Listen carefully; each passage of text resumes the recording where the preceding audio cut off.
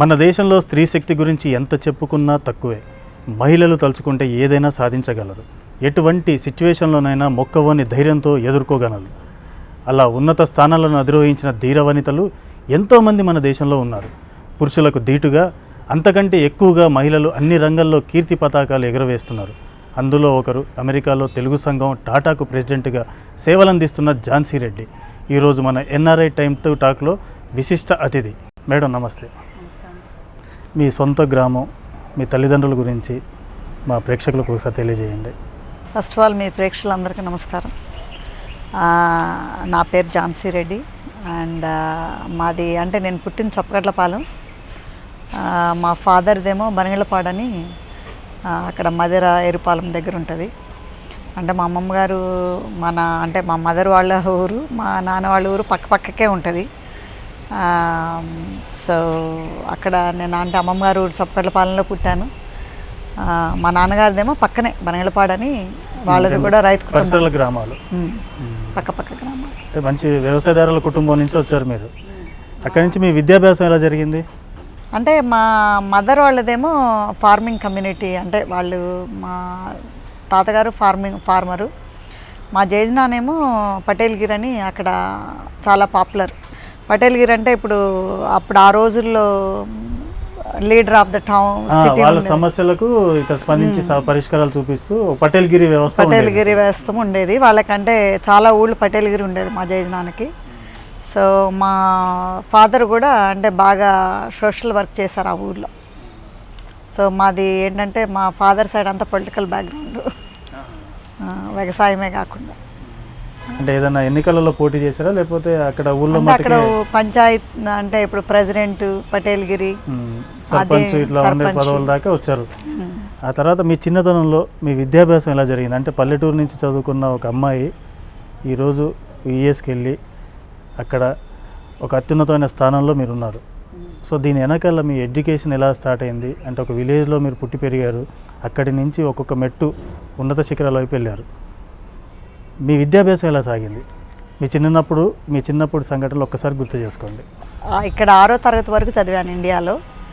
అంటే ఇప్పుడు బనగళ్ళపాడు చొప్పగడ్లపాలెం 4వ తరగతి వరకు చదివాను, 5వ తరగతి వరకు చదివాను. 6వ తరగతికి బనగళ్ళపాడు వెళ్ళాలన్నమాట ఆ రోజుల్లో. అంటే పక్క ఊరు. అంటే మాకు ఫాదర్ నాకు 5 years అప్పుడే చనిపోయారు. సో మనకి మన కల్చర్ ప్రకారము యూజువలీగా ఫాదర్ చనిపోతే అంటే ఇప్పుడు పుట్టింటికి ఆడపిల్ల వెళ్ళిపోతుంది కదా. సో అట్లా మా మదర్ కూడా మా తాతయ్య గారు ఊరు వెళ్ళిపోయారు. అంటే ఇప్పుడు నేను ఒక్కదాన్నే పుట్టాను, మా నాన్న 5 years అప్పుడు చనిపోయారు. సో ఇంకా మా మదర్ ఏమో మా అమ్మమ్మ గారు ఊరు వెళ్ళిపోయింది నన్ను తీసుకొని. సో అప్పుడు అక్కడ ఆ ఊర్లో 5వ తరగతి వరకు ఉండే అనమాట. 6వ తరగతి మళ్ళీ బనగళ్ళపాడని మా నాన్నవారు ఊరు. సో అక్కడికి రావాలి, ఎవ్రీడే వచ్చి చదువుకునేదాన్ని. అప్పుడు రోజుల్లో ఇంగ్లీష్ మీడియం అంత కామన్ కాదు. అంటే ఇది 1976 నేను చెప్పింది. సో అప్పుడు తెలుగు మీడియం ఉండేది. సో నేను తెలుగు మీడియంలోనే చదివాను. సో నాకు 6 ఏళ్ళప్పుడు అంటే నేను 6th grade చేసేటప్పుడు నాకు 11 years. అప్పుడు నేను అమెరికా వెళ్ళాను అనమాట. అంటే మా అమ్మ తరపున చుట్టాలు ఉంటారు. సో వాళ్ళు స్పాన్సర్ చేశారు అమెరికాకి.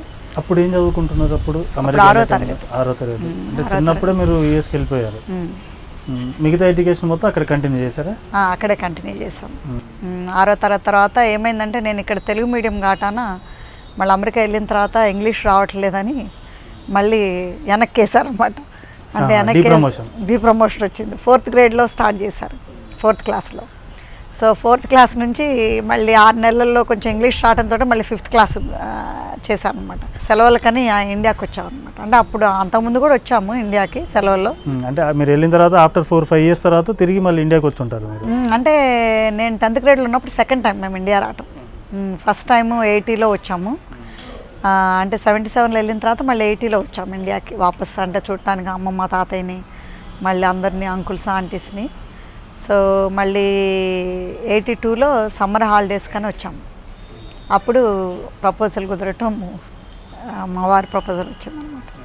అంటే ఎలా మీరు మొదటిసారి మీ పెళ్లి చూపులు పెద్దలు నిర్ణయించిన వివాహమే కదా? పెద్దలు నిర్ణయించిన వివాహం, ఆ పెళ్లి చూపులు అదంతా అంటే మీరు యూఎస్కి వెళ్ళిపోయారు చిన్నతనంలో. అక్కడ ట్రెడిషన్, అక్కడ ట్రెండ్, అక్కడ ఎడ్యుకేషన్ అంతా చూశారు. మళ్ళీ ఇండియాకి వచ్చిన తర్వాత ఈ పెళ్లి చూపులు ఇట్లాంటివన్నీ కొత్తగా అనిపించిందా? అవును, అంటే మేము అంత సీరియస్గా అనుకోలేదండి. అంత చిన్నప్పుడే పెళ్లి చేయాలి, ఆ సమ్మర్లో అంటే ఇండియా వచ్చినప్పుడే పెళ్ళి అవుతుందని అనుకోలేదు. ఆ, అంటే మా వారేమో అప్పుడు తను హౌస్ సర్జన్ చేస్తున్నారు. హీస్ ఫ్రమ్ ఉస్మానియాలో మెడికల్ స్కూల్ స్టూడెంట్ అనమాట. సో ఇంకా తను చూసిన తర్వాత ఏంటంటే అమెరికా వెళ్ళాలి. సో అట్లా ఇంట్రెస్ట్ తోటి ఇంకా ఎలాగో పెళ్లి సంబంధం కుదిరింది కదా, ఇంకా చేద్దాం కదా అని మా వాళ్ళందరూ పట్టుబట్టారు. సో ఇంకా చూశాను కానీ నాకు 16కే పెళ్ళయింది. సో తెలిసి తెలియని ఏజ్, తెలిసి తెలియని వయసు, ప్లస్ అందుట్లో ఇంకోటి ఏంటంటే ఇప్పుడు మనకి అక్కలో లేకపోతే అట్లా కజిన్స్ ఎవరిని ఉంటే తెలుస్తుంది. కానీ ఏదో మా వాళ్ళందరూ మా జేజనాన్న మా నాయనమ్మ వీళ్ళందరూ పెళ్లి చేసుకోమన్నారు, ఓకే చేసుకున్నాం అంతే. వివాహం అయిన తర్వాత ఎంతకాలం ఇండియాలో ఉన్నారు? ఎక్కువ రోజులేమండి, 20 డేస్కి మళ్ళీ వెళ్ళిపోవాల్సి వచ్చింది. ఎందుకంటే అప్పుడు జూన్లో వచ్చాము, డబల్ ఆషాఢ మాసం అని వచ్చింది, మళ్ళీ పెళ్ళి ఆగస్ట్ 8 అయింది, మళ్ళీ సెప్టెంబర్ ఫస్ట్ వీక్ కల్లా స్కూల్స్ ఓపెన్ అనమాట అక్కడ మాకు. సో అప్పటికల్లా వెళ్ళిపోవాల్సి వచ్చింది అనమాట. దీని తర్వాత మళ్ళీ మీరు ఎడ్యుకేషన్ కంటిన్యూ చేశారా? కంటిన్యూ చేశాను, పెళ్ళి తర్వాత కంటిన్యూ చేశాను కానీ నాకు ఇంటర్లో ఉన్నప్పుడు మా పెద్దబాబు పుట్టాడు. ఇంటర్లో ఉన్నప్పుడు మా పెద్దబాబు పుట్టేసరికల్లా దాన్ని ఏమైందంటే ఇంకా మా వారు కూడా అంటే ఇంటికి పెద్ద, తను కూడా అంటే ఇంటికి పెద్ద కాటాన వాళ్ళ బ్రదర్స్ సిస్టర్స్కి వాళ్ళకి కూడా ఫాదర్ లేడు, మా హస్బెండ్కి కూడా ఫాదర్ చనిపోయారు చిన్నప్పుడే. సో అందుకోసమని ఇంకా రెస్పాన్సిబిలిటీ అంతా ఈయన మీద పడ్డది. సో ఇంక అందుకోసమని ఇంటర్ తర్వాత నేను ఇంకా బంద్ పెట్టేసి బ్యాంకింగ్ ఇండస్ట్రీలో జాయిన్ అయ్యి దాన్ని అక్కడ ఈవినింగ్ కోర్సెస్ అని ఉంటాయి, పగలల్లా పనిచేస్తాం బ్యాంక్లో. సో ఈవినింగ్ క్లాసెస్ తీసుకొని బ్యాంక్ ద్వారానే దాన్ని అట్లా ప్రమోషన్స్ ద్వారా అట్లా ఫైనాన్సింగ్ ఇండస్ట్రీలో జాయిన్ అయ్యాను. కంటిన్యూగా రోజు 16-18 గంటలు పనిచేశారు మీరు? అవునండి, 8 గంటలు వర్కింగ్ అవరు. సో దాన్ని 3 అవర్స్ ఈచ్ ఈవినింగ్ క్లాస్ ఉంటుంది అనమాట. రోజుకొక అంటే ఎవ్రీడే ఒక క్లాస్ ఉంటుంది, ఫైనాన్షియల్ క్లాసు. సో అది తీసుకుంటే ఏమవుతుందంటే ఇట్ హెల్ప్స్ ప్రమోషన్స్ మనకి విత్ ఇన్ ద బ్యాంక్లో. సో ఆ రోజుల్లో అట్లా ఉండేది. అంటే ఇది ఎప్పుడు 1984, 86 ఆ ప్రాంతాల్లో. నేను పుట్టింది తెలంగాణ అయినా కానీ ఆంధ్ర ప్రాంతం ఎక్కువ, ఆంధ్ర ఇన్ఫ్లుయెన్స్, అంటే ఇప్పుడు ఆంధ్ర బార్డర్ కదా. సో అయ్యేసరికి ఏమవుతుందంటే ఆ లాంగ్వేజ్ అదంతా కూడా నేను చిన్నప్పుడే అమెరికా పోవటం వల్ల కూడా నా లాంగ్వేజ్లో ఎట్లా అయిందంటే ఆ ఇన్ఫ్లుయెన్స్ ఎక్కువ ఉండే అనమాట. అంటే ఆంధ్ర ఇన్ఫ్లుయెన్స్ లాంగ్వేజ్ ఎక్కువ ఉండే. తనేమో అచ్చం తెలంగాణ తెలుగు మాట్లాడుతుంటే మళ్ళీ అందులో ఇంగ్లీష్ కూడా ఏమవుతుందంటే ఇప్పుడు నా ఇంగ్లీష్కి తన ఇంగ్లీష్కి కూడా చాలా డిఫరెన్స్ ఉంది అనమాట. ఎందుకంటే ఇప్పుడు ఇక్కడ మనం ఇంగ్లీష్ మీడియంలో ఎంత చదివినా కానీ ఆ రోజుల్లో ఎక్కువ ప్రాక్టీస్ ఉండకపోవటాన తనకి ఎక్కువ యాక్సెంట్ ఉండేది. సో ఆ యాక్సెంట్ వల్ల కూడా కష్టమయ్యేది. సో ఇంకొకసారి ఏమయ్యేదంటే తెలుగులో తను ఏదైనా మాట్లాడితే నాకు అర్థం కాక కూడా నేను ఇంగ్లీష్లోనే మాట్లాడమని, కనీసం ఇంగ్లీష్ ఇస్ బెటర్ అర్థమయ్యేది తను మాట్లాడితే. తెలుగు అసలు అర్థమయ్యేది కాదు, ఎందుకంటే అంత ఎక్కువ ఉర్దూ మిక్స్ అయ్యేది అనమాట తన తెలుగులో. ఇప్పుడు చాలా చేంజ్ అయ్యాలి. మీరు యూఎస్కి వెళ్ళారు, అక్కడికి వెళ్ళి 2 రకాలుగా పనిచేస్తున్నారు. కుటుంబం ఒకవైపు, బాధ్యతలు ఒకవైపు. ఈ కుటుంబ బాధ్యతలలో అంటే ఇంట్లో పని చేసుకోవటం కానీ, పిల్లల్ని చదివించడం కానీ, వీటిల్లో మీ శ్రీవారి తోడ్పాటు ఎంత మటుకుంది? అంటే మీ విజయం వెనకాల అతను ఏ విధంగా సహాయ సహకారాలు అందించాడు? అంటే మా వారికి ఎక్కువ అంటే ఈజ్ అ గుడ్ డాక్టర్. నిజంగా చెప్పాలంటే is a very good doctor. కాకపోతే ఏంటంటే తనకి ఇంట్లో పని వేరే ఏమీ తెలియదు. అంటే స్ట్రీట్ స్మార్ట్ కాదు తను. అంటే అంతవరకు ఓకే బుక్ చదివాము, ఓకే డాక్టర్ అయ్యాను, పేషెంట్లు చూస్తున్నాను అనేదే తప్పితే ప్రొఫెషన్లో అతను జమ్ము కానీ వేరే అన్నీ కూడా ఏమి తెలియదు తనకి. అంటే ఈజ్ అ వెరీ పూర్ అనుకోవచ్చు అందుట్లో వేరే వాటన్నిటిలో. అంటే ఇప్పుడు తనకి ఇంట్లో పని కానీ బయట ప్రపంచకం కానీ ఎక్కువ తెలియదు తనకి. అంటే ఇంత టైట్ షెడ్యూల్స్, బిజీ టైమింగ్స్, వీటిల్లో మీకు టైం ఇద్దరు కలిసి స్పెండ్ చేయటం, మీ పిల్లలతో కలిసి స్పెండ్ చేయడానికి వీలవుతుందండి? అంటే ఇంత వర్క్ ప్రెషర్ ఇవన్నీ పెట్టుకుంటున్నారు కదా. అంటే నాకేమైందంటే అండి, ఇప్పుడు నాకు ఐమ్ లక్కీ యాక్చువల్లీ. మా మదర్ ఉండేది నాకు. ఎందుకంటే మా మదరు, నేను ఒక్కదాన్నే కాటానా, మా ఫాదర్ లేకపోవటానా మా మదర్ ఏంటంటే నా దగ్గరే ఉండేది. సో మా మదర్ హెల్ప్ చేసేవాళ్ళు. తను అంటే బేబీని చూసుకోవటము, మన పెద్ద బాబుని చూసుకోవటము. సో తను ఉండి చూసుకోవటం వల్ల ఏమైందంటే I got opportunity work out side the home. So work చేసుకుంటా, ప్లస్ వీకెండ్స్ ఈవినింగ్స్ స్పెండ్ చేసేవాళ్ళము. అంటే ఇప్పుడు తను అప్పుడు నేను బ్యాంకింగ్లో చేసినా కానీ నా వర్కింగ్ అవర్స్ తక్కువ ఉండేది తన వర్కింగ్ అవర్స్ కంటే. ఎందుకంటే అక్కడ ట్రైనింగ్, డాక్టర్ ట్రైనింగ్ అంటే ఆల్మోస్ట్ 18-20 అవర్స్ పనిచేయాలి. మళ్ళీ ఎవ్రీ థర్డ్ డే కాల్లో ఉంటారు, నైట్ రారు. సో అట్లా నాకు ఎక్కువ టైం ఉంటుంది కాబట్టి నేనే ఎక్కువ చేసేదాన్ని. అంటే పిల్లల్ని చూసుకోవటం కానీ, ఇంట్లో బాధ్యతలు కానీ, మళ్ళీ జాబ్ చేయటం కానీ, మళ్ళీ ఇంట్లో అంటే కూరగాయలు అవి ఇవి తీసుకురావటం కానీ, బయటికి పోయి ఎక్కువ నేనే చేస్తాను. అంటే తను అంతవరకు హాస్పిటల్కి వెళ్ళి ఉద్యోగం చేయడం, ఇంటికి రావడం, డబ్బులు పే చెక్ తీసుకురావడం అంతే. ఇక మీ పిల్లల గురించి ఒకసారి చెప్పండి మాకు 2 అబ్బాయిలు, 1 అమ్మాయి. అంటే పెద్ద ఆయన అబ్బాయి, ఆయన డాక్టర్. ఆయన ఇప్పుడు పెద్ద అబ్బాయి మాకు 32 ఇయర్స్ అబ్బాయి. సో ఆయన డాక్టర్, ఆయనకు కూడా పెళ్ళయింది, ఆయన భార్య డాక్టర్. ఆ అమ్మాయి నిజామాబాదే, ఇక్కడ మన తెలుగు అమ్మాయి కూడా. సో వాళ్ళ పేరెంట్స్ కూడా అక్కడ అమెరికాలోనే సెటిల్ అయిపోయారు చాలా ఏళ్ళ నుంచి. సో వాళ్ళకి 2 పిల్లలు. ఇప్పుడు నాకు 1 మనవరాలు, ఇప్పుడు మనవరాలకి 2 వస్తాయి ఈ ఫిబ్రవరికి. మనవడికేమో 2 months. సో వాళ్ళు మంచిగానే సెటిల్ అయిపోయారు. అంటే భార్య భర్త. మీ పిల్లలందరూ ఎక్కడ, ఏ ఏరియాలలో సెటిల్ అయ్యారు మేడం వాళ్ళు?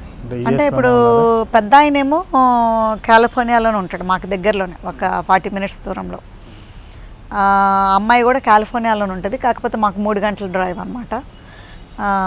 మధ్యలో ఆ అమ్మాయి కూడా డాక్టరు, తను రేడియాలజీ చేస్తుంది. పెద్ద ఆయనేమో కార్డియాలజీ చేస్తున్నాడు వాళ్ళ నాన్నలాగా. అమ్మాయి ఏమో రేడియాలజీ చేస్తుంది, కూతురు. సో అమ్మాయికి మొన్న మార్చిలోనే పెళ్ళయింది. ఆ అమ్మాయి ఇది లవ్ మ్యారేజ్. మా బాబుదేమో మేమే కుదిరిచ్చాము, కానీ పాపది లవ్ మ్యారేజ్, పంజాబీ అబ్బాయిని చేసుకుంది. వాళ్ళ పేరెంట్స్ కూడా ఫిజిషియన్స్, అక్కడే సెటిల్ అయ్యారు. ఈ అబ్బాయి మాత్రం ఇంజనీరు. సో అక్కడ లాస్ ఏంజలస్ అని మాకు 3.5 గంటల దూరం ఉంటుంది. సో అక్కడ తను వెల్ సెట్. ఆయనకేమో is following my food steps. అంటే ఆయన రియల్ ఎస్టేట్ బిజినెస్లో ఉన్నాడు ఇప్పుడు. ఆయన ఫుల్ టైం చేస్తుంది, ఇంకా ఆయన ఒక్కడే ఉన్నాడు, పెళ్ళి కావాల్సినాడు. ఇంకోటి మేడం, మీ గురించి నేను ఇంటర్వ్యూకి వచ్చే ముందు నాకు తెలిసిన మిత్రుల్ని వాళ్ళని వెళ్ళి మీ గురించి తెలుసుకున్నాను కొంచెం. అంటే మీరు సామాజిక సేవా కార్యక్రమాలలో చాలా విరివిగా పాల్గొంటారని తెలిసింది. మీరు చేసే ఆ సామాజిక సేవల గురించి మాకు తెలియజేయండి. అంటే మేము 1994 నుంచి చేస్తూనే ఉన్నాం ఇండియాకి. అంటే ఇండియాకి వచ్చినప్పుడల్లా ఇండియాకు మేము అప్పుడు పిల్లలు చిన్నప్పుడు ఏమైందంటే మేము ట్వైస్ ఇయర్ వచ్చేవాళ్ళం. డిసెంబర్లో ఒకసారి, ఆగస్టులో ఒకసారి. అంటే పిల్లలకి అప్పుడే ఎక్కువ రోజులు సెలవులు ఉంటాయి కాటాన కనీసం 2 weeks వచ్చేవాళ్ళం. డిసెంబర్లో ఒక 2 weeks, ఆగస్టులో ఒక 2 weeks పిల్లలు ముగ్గురిని తీసుకొని. ఎందుకంటే మాకేంటంటే ఇప్పుడు మాకెట్లా ఇండియన్ కల్చరు అంటే చిన్నప్పుడు పోయినా కానీ ఎట్లా ఉందో, అంటే ఒక్కోసారి ఏమొద్దంటే మన మహాభారతం, రామాయణాలు ఇట్లాగా మనం చెప్తే ఏమొద్దంటే పిల్లలకి ఒక్కోసారి అది నిజం కాదు, ఉత్తగా మా మమ్మీ డాడీ ఏదో చెప్తున్నారులే అనిపిస్తుంది. మాకేంటంటే ప్రాక్టికల్గా చూపిస్తేనే వాళ్ళకి ఆ వాల్యూ ఏంటో తెలిసి వస్తుందని చిన్నప్పటి నుంచి కూడా పిల్లల్ని 6 నెలలకు ఒకసారి తీసుకొచ్చేవాళ్ళం ఇండియాకి. తీసుకొచ్చి ఇప్పుడు మేము విలేజెస్కి అట్లా పోయినప్పుడు అంటే చుట్టాల దగ్గరికి అందుకు పోతాం కదా చూడటానికి, అప్పుడు తీసుకెళ్ళేవాళ్ళం పిల్లల్ని. తీసుకెళ్తే వాళ్ళకి అప్రిషియేట్ చేయాలన్నమాట. అంటే ఇప్పుడు వాళ్ళకి ఎట్లా ఉంది లైఫ్, పిల్లలకి అంటే ఇప్పుడు నార్మల్ పిల్లలకి మన విలేజ్లో అంటే ఎట్లా ఉందనేది అట్లా పోతూ ఉండంటే ఏమైందంటే 1994లో మా వారి గ్రామం వెళ్ళాం, చల్లపాలెం అని వరంగల్ డిస్ట్రిక్ట్లో ఉంటుంది. అక్కడికి వెళ్తే అక్కడ పిల్లలకి బళ్ళు, క్లాస్ రూమ్స్. సో యాక్చువల్గా లిటరలీగా ఇట్లా చెట్టు ఉంటుంది, చెట్టు కింద ఒక అరుగులాగా ఉంటుంది, అరుగు కింద చదువుకుంటున్నారు, క్లాసెస్ అక్కడ అవుతా ఉన్నాయి అనమాట. సో అట్లా అవుతున్నప్పుడు దాన్ని మేము అనుకున్నాం 1994లో ఇంకా మా పిల్లలు కూడా చిన్నపిల్లలు కదా, మన పిల్లలు ఇట్లా చదువుకుంటే మనకెట్లా ఫీల్ అంటే ఎంత బాధ అవుతుందో. ఇక్కడ పిల్లలకు కూడా ఇట్లా చదువుకుంటుంటే పాపం అంతే కష్టం ఉండొచ్చు, తల్లిదండ్రులు కూడా అంతే బాధ అవ్వచ్చు కదా. మళ్ళీ ఆ తల్లి కనీసం ఇప్పుడు మనకంటే ఇప్పుడు బాధ అయినా కానీ అఫోర్డ్ చేయగలిగే శక్తి ఉన్నది, కానీ ఆ ఊళ్ళల్లో ఏమవుతుందంటే ఇప్పుడు అఫోర్డ్ చేయగలిగే శక్తి లేదు కదా పిల్లల్ని ఇప్పుడు కార్మెంట్లో పెట్టాలన్నా ఎక్కడికైనా కానీ అనేది ఆలోచించాం అనమాట. అంటే ఏం చేయాలి మన కంట్రీకి మనం, అంటే ఇప్పుడు ఇంత రుణపడి ఉన్నాం కదా, ఇప్పుడు మన కంట్రీ మనకి ఎడ్యుకేషను మనకి లైఫ్ ఇవ్వబట్టే మనం అమెరికా పోయి సంపాదించుకోగలుగుతున్నాం అనే దానితోటి ఏం చేస్తే 10 మందికి ఉపయోగపడుతుంది అనేది ఆలోచించాం అనమాట. ఆలోచిస్తే then we came up with 2 plans, ఒకటి ఎడ్యుకేషను, ఒకటి హెల్త్. అంటే హెల్త్ పరంగా కానీ ఒకటి ఎడ్యుకేషన్ పరంగా కానీ. ఎడ్యుకేషన్ అంటే ఇప్పుడు ఇట్లా ఈ స్టేజ్లో ఉన్న పాఠశాలలు వీటిని కొంచెం బాగు చేయడం కోసం దాని మీద ఫండింగ్ చేయటం అలానండి. లేదండి, మేము అంటే హోల్ స్కూల్సే కట్టించాము. స్కూల్స్ కట్టించేసారు. స్కూల్సే కట్టించేసి అవి గవర్నమెంట్కే హ్యాండ్ ఓవర్ చేసాము. వాళ్ళు గవర్నమెంట్ టీచర్స్ని పెట్టుకొని రన్ చేయటము, మళ్ళీ ఇప్పుడు స్కూల్స్కి కుర్చీలు, బెంచీలు, మళ్ళీ కంప్యూటర్స్, అట్లా బాత్రూమ్స్ కట్టేయటము, మళ్ళీ హోల్ స్కూల్ మొత్తం కట్టేయటము. మళ్ళీ ఇప్పుడు లైబ్రరీ స్కూల్లోనే కంప్యూటర్ ల్యాబ్ లాగా పెట్టి కంప్యూటర్స్ ఇవ్వటము పిల్లలకి, అంటే ఇప్పుడు పిల్లల యూసేజ్కి.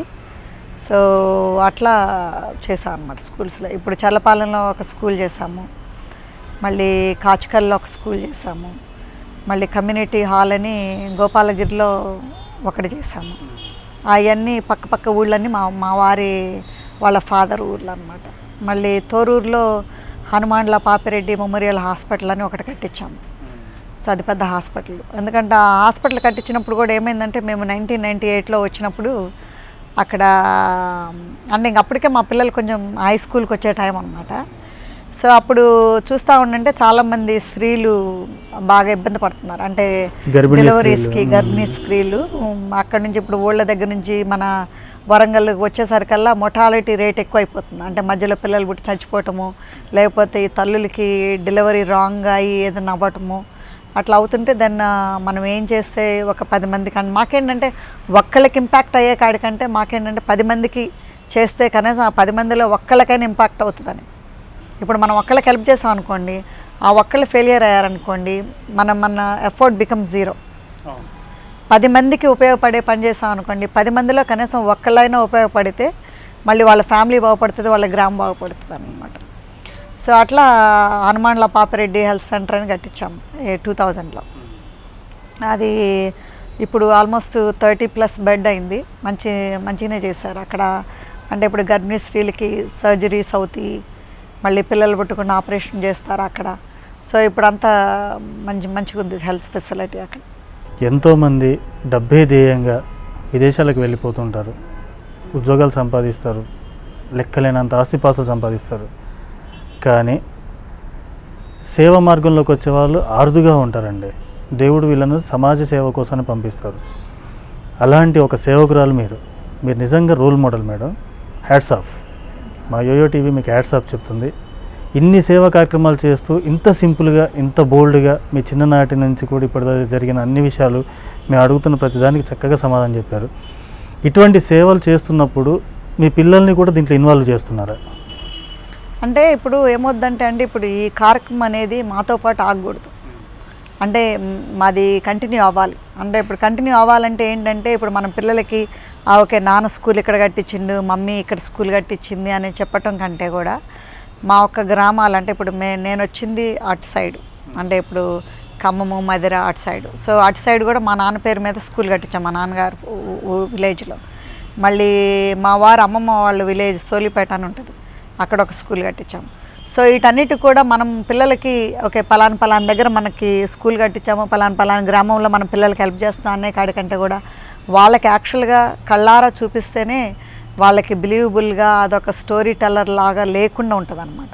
సో అట్లనే ఇప్పుడు వాళ్ళకి కూడా అది అనుభవించిన రోజే మనకి ఓకే పలాని మనం కూడా అంటే ఈ ఒక స్థితికి వచ్చినప్పుడు మనకంటే అన్ఫార్చునేట్ పీపుల్కి హెల్ప్ చేయాలనేది ఉండాలి అనేది ఉద్దేశం అనమాట మాకు.